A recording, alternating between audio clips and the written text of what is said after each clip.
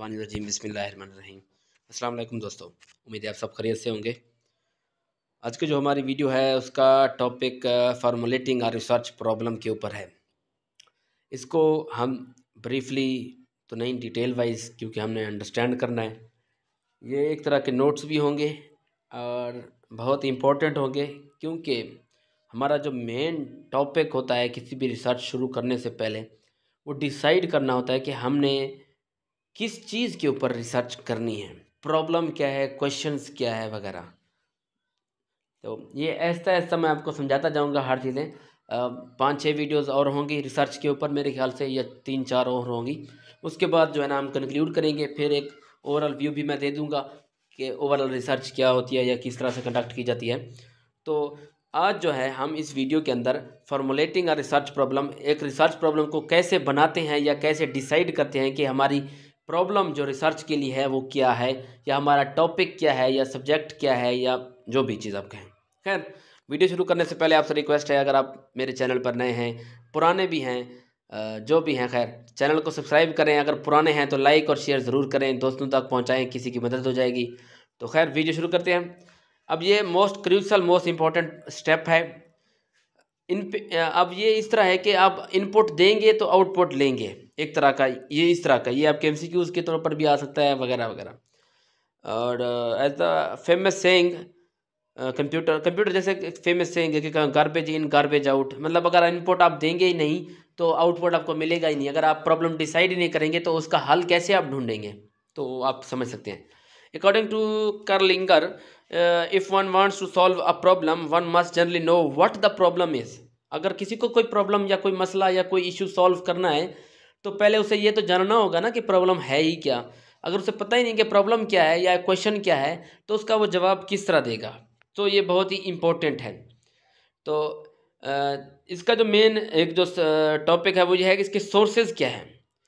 Problem को decide करने के लिए या प्रॉब्लम के ऊपर आने के लिए ना हमें सोर्सेज की ज़रूरत होती है कि हम प्रॉब्लम कहाँ से लेते हैं। मिसाल के तौर पर एक फैमिली के अंदर इशू चल रहा है तो हमें फैमिली के ऊपर फोकस करना होगा कि हमें फैमिली में ये इशू चल रहा है, या एक स्ट्रीट में, एक ब्लॉक में, एक टाउन में ये मसला चल रहा है, सोसाइटी में ये चल रहा है। तो उसके जो सोर्सेज हैं वो ये हैं, पीपल, मतलब लोगों को ऑब्जर्व करके हम देखते हैं कि हाँ भी ये मसला है यार, इसके ऊपर रिसर्च होनी चाहिए कि हाँ भी यार ये मसला क्यों हो रहा है और इसका हल क्या है। ठीक है, प्रॉब्लम्स आपको पता है, प्रोग्राम्स ठीक है, और फिनोमिना मतलब सिचुएशन, किस सिचुएशन में वो प्रॉब्लम अकर हुई है।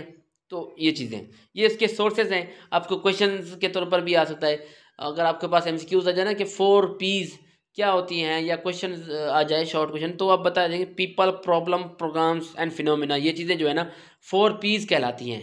ये देखें, ठीक है। आगे है, most research studies are based upon the least combination of 2 P's, ये चीज़ें खैर आप पढ़ लीजिएगा। The concept of 4 P's applicable both quantitative, अब ये क्वान्टिटेटिव और क्वालिटेटिव दोनों रिसर्चेज में जो है ना एप्लीकेबल है, ठीक है। और एक बेसिक चीज़ आप ये समझ लें कि ये वो 4 पॉइंट्स हैं या वो 4 सोर्सेज हैं जिनसे बाहर कोई प्रॉब्लम है ही नहीं। पीपल को अगर देख लें, पीपल और प्रॉब्लम को, तो ये सोसाइटी है या किधर भी है, पीपल के बगैर सोसाइटी नहीं है। ठीक है, प्रॉब्लम्स पीपल को होगी तो मसला होगा। ठीक है, इस तरह से ये सिचुएशन वगैरह ये सारी चीज़ें इंटर रिलेटेड हैं एक दूसरे से, मर्ज हैं, ओवरलैप हैं, आप ये भी कह सकते हैं। खैर आगे चलते हैं। इसके अंदर कॉन्सिड्रेशंस हैं, एहतियात हैं, या तवज्जो के मराकज़ हैं जो हमें सोचने चाहिए या समझने चाहिए कोई भी टॉपिक या कोई भी प्रॉब्लम को समझने के लिए या उसके ऊपर रिसर्च करने के लिए। तो फर्स्ट ऑफ ऑल जो है वो ये है इंटरेस्ट।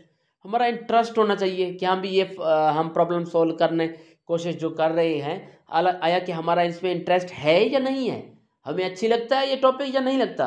अगर वो हमारे लिए बोरिंग है या इरेलीवेंट है, हमें सूट नहीं करता, तो हम वो रिसर्च कभी कंप्लीट ही नहीं कर पाएंगे। अगर करेंगे तो मर धड़ के करेंगे। तो इसके लिए ज़रूरी है कि आपका इंटरेस्ट हो उस टॉपिक के अंदर। ठीक है, मैग्नीट्यूड समथिंग मैनेजेबल और स्पेसिफिक नैरो डाउन, जिसको हम नैरो डाउन कर सकते हो, पता हो कि हम इसको आसानी के साथ जो है ना हैंडल कर लेंगे। ये ना हो कि हम सोचेंगे यार मैं प्राइम मिनिस्टर का इंटरव्यू करूंगा मिसाल के तौर पर, तो हम ये कर ही नहीं सकते। तो इसकी मैग्नीट्यूड, इसकी जो फ्रीक्वेंसी है, आप समझ लें कि मसले की जो नोइयत है ना, वो समझना बहुत ज़रूरी है कि आया ये आसान होगा मेरे लिए या मुश्किल होगा, क्या वाकई मैं ये रिसर्च इस टॉपिक के ऊपर कर सकूँगा, क्या ये मेरे लिए पॉसिबल है। तो ये चीज़ें आगे है। Measurement of concepts, indicator and their measurements, research problem that you are not sure how to measure, do not use the concept. अब समझ रहे हैं ना कि मेजर करना बहुत ज़रूरी है। किसी को चीज़ को समझने के लिए ना क्वांटिफिकेशन बहुत ज़रूरी होती है। और मोस्टली रिसर्चेज में ये होता है कि मिक्स्ड मेथड जो है ना ज़्यादातर इस्तेमाल होता है, क्योंकि क्वालिटेटिव में थोड़ी बहुत कमी आ जाती हैं और क्वांटिटेटिव में आ जाती हैं। मिक्स्ड अप्लाई करने से ये होता है कि उसकी कमी उससे दूर हो जाती है और उसकी उससे। अब ऐसा नहीं होता कि कहीं पर हमें डिस्क्रिप्शन की ज़रूरत है और हम तो क्वांटिटेटिव मेथड पे लगे हुए हैं, आप कैसे ऐड करें। तो इससे अच्छा है कि हम मिक्स्ड मेथड भी चले जाते हैं, जिससे हम दोनों चीज़ें जो है ना एक दूसरे की जो मेथड्स हैं क्वालिटेटिव क्वांटिटेटिव, तो उनकी जो कमियां हैं वो दूर हो जाती हैं। खैर आगे है लेवल ऑफ एक्सपर्टीज़। आप उस टॉपिक के अंदर, उस सब्जेक्ट के अंदर कितने एक्सपर्ट हैं। मिसाल के तौर पर इंटरव्यू कलेक्ट करना है या न्यूज़ एंकरिंग है या किसी तरह का डाटा कलेक्ट करना है, तो उस फील्ड में आपकी महारत है। मिसाल के तौर पर मैकेनिक है, मैकेनिक के शोबे के ऊपर आपने रिसर्च करनी है, ठीक है, और आपकी एक्सपर्टीज़ भी हों, आप उस शोबे को समझते भी हों। ये नहीं हो कि आप समझते ही ना हो उसको, आपको कुछ पता ही ना हो और आप चले गए भैया साइंटिस्ट के ऊपर, केमिस्ट के ऊपर, इस तरह के। अब रेलिवेंस और रिलेटेड तो होना ही चाहिए, साफ ज़रा। अवेलेबिलिटी ऑफ डाटा, आपको ये भी पता हो कि आप डाटा कोई अवेलेबल भी है इस टॉपिक के ऊपर, मतलब आप कलेक्ट कर सकते हैं। मिसाल आप कोई रिसर्च कर रहे हैं जुडिशरी के ऊपर, तो आप डाटा कलेक्ट कर लेंगे आसानी से, तो फिर ठीक है। अगर नहीं कर सकते तो आप सोचें इस बारे में कि हाँ भी मैं ये करूँ। एथिकल इश्यूज़ बहुत ज़्यादा इंपॉर्टेंट हैं, इखलाकियात बहुत ही ज़्यादा इंपॉर्टेंट है। अभी आप क्वेश्चनियर कर रहे हैं या इंटरव्यूज़ कर रहे हैं या ऑब्जर्वेशन कर रहे हैं, किसी भी तरीके में जो एथिकल इश्यूज़ हैं वो बहुत ज़्यादा इंपॉर्टेंट है, क्योंकि आपकी जो सैम्पलिंग साइज़ है या पॉपुलेशन है ना, वो इससे इफेक्ट हो सकती है। आप उससे कोई सेंसिटिव क्वेश्चन कर लेंगे या क्वेश्चनियर के थ्रू या उनके सेंसिटिव इंफॉर्मेशन पर आप ऑब्जर्वेशन कर रहे हैं। मिसाल के तौर पर कोई ऐसा काम हो रहा है जिसको ऑब्जर्व कर रहे हैं, लेकिन वो लोग जो है ना नहीं चाहते कि आप उनको ऑब्जर्व करें, तो ये बहुत ज़रूरी है, इनको मद्देनज़र रखना पड़ता है। आपको सोचना होता है कि किस तरह आप इसको हैंडल करेंगे। खैर ये चीज़ें हो गई। कंसिडरेशंस में आपका क्वेश्चन आ सकता है। अब जो इसके स्टेप्स हैं इन फॉर्मुलेटिंग अ रिसर्च प्रॉब्लम, वो मैं आपको बता देता हूँ, फिर नेक्स्ट वीडियो में जो है ना हम जो करेंगे। अब जो मेन है वो ये है कि आइडेंटिफाइंग ब्रॉड फील्ड और subject area of your interest to you, ठीक है। क्या करना है, step you have to ask yourself about most interesting topic. सबसे पहले जैसे मैंने कहा ना कि इंटरेस्टिंग टॉपिक, उसका एरिया जो है ना हमने वो करना है, easily to do research on it, हम इजिली आसानी से उस पर रिसर्च कर सकते हैं। अब आगे जो नेक्स्ट स्टेप है वो ये है कि dissect the broad areas into the sub areas. अब अगर ब्रॉड एरिया है तो उसको सब एरियाज में डाइसेक्ट करना है, नैरो डाउन करना है। मिसाल के तौर पर मैं यूनिवर्सिटी ऑफ एजुकेशन के ऊपर रिसर्च कर रहा हूँ। अब वो तो लाहौर की है, लाहौर को फिर मैं नैरो डाउन करूँगा कि डीजी खान कैंपस है। डीजी खान कैंपस में भी बहुत सारे हैं डिपार्ट्स हैं, डिपार्ट्स को मैं फिर डाइसेक्ट करके इंग्लिश डिपार्ट कर लूँगा या बॉटनी या इस तरह से, मतलब नैरो डाउन करना है। फिर सेमिस्टर वाइज इस तरह से आपने डाइसेक्ट करना है। फिर क्या करना है, what is the most interested सब एरियाज टू यू।